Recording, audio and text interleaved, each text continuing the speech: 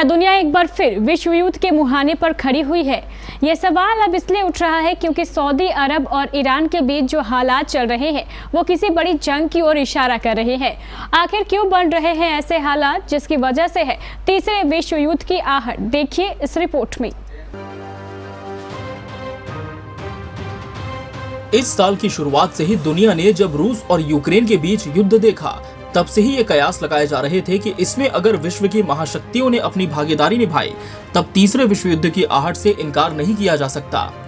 गनीमत ये रही कि अंतर्राष्ट्रीय स्तर पर विभिन्न देशों ने प्रत्यक्ष और अप्रत्यक्ष रूप से रूस यूक्रेन के मुद्दे पर अपनी राय जरूर रखी, मगर जमीनी स्तर पर युद्धभूमि में शामिल नहीं हुए और इस तरह तीसरे विश्व युद्ध की आशंकाओं पर विराम लग गया।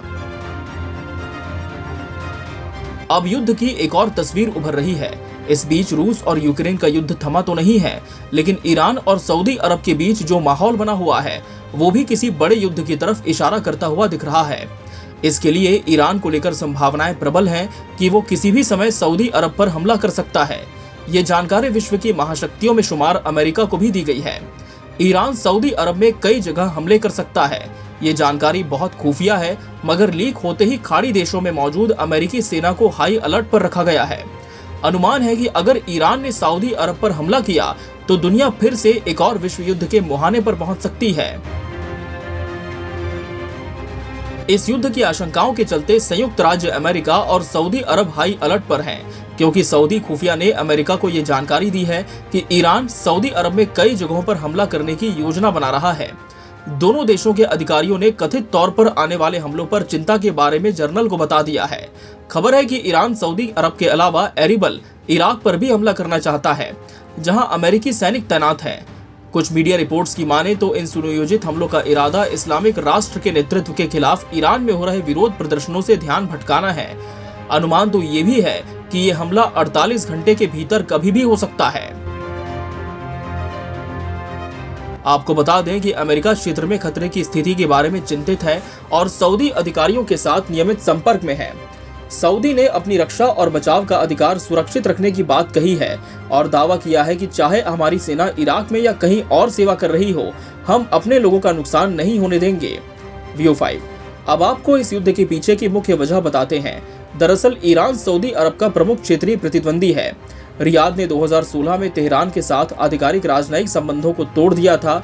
उस समय ईरानी प्रदर्शनकारियों ने सऊदी अरब के एक शिया मौलवी के निष्पादन के जवाब में तेहरान में सऊदी दूतावास पर धावा बोल दिया था।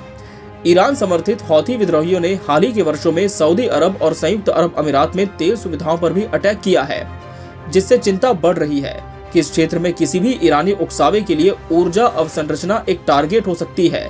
वहीं सऊदी और ईरानी अधिकारियों ने हाल के महीनों में सुरक्षा मुद्दों पर चर्चा करने के लिए चुपचाप मुलाकात कर ली है, जिसमें यमन में हौथियों और सऊदी समर्थित सैन्य गठबंधन के बीच युद्ध भी शामिल है।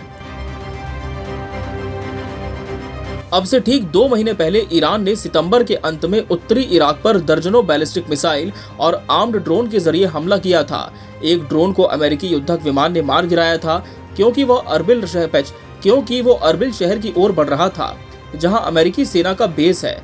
ईरानी अधिकारियों ने सार्वजनिक रूप से सऊदी अरब पर अमेरिका और इजराइल के साथ देश में प्रदर्शनों को भड़काने का आरोप लगाया है। पिछले महीने ईरान के इस्लामिक रिवॉल्यूशनरी गार्ड कॉर्प्स के कमांडर ने सऊदी अरब को विरोध प्रदर्शन की टीवी कवरेज पर लगाम लगाने के लिए चेतावनी दी थी। बहरहाल देखना होगा कि क्या इस युद्ध को रोकने के लिए दुनिया की महाशक्तियां कोई सार्थक पहल कर पाती हैं, वरना इसके दूरगामी परिणाम बहुत भीषण होंगे। Bureau report, KBC news.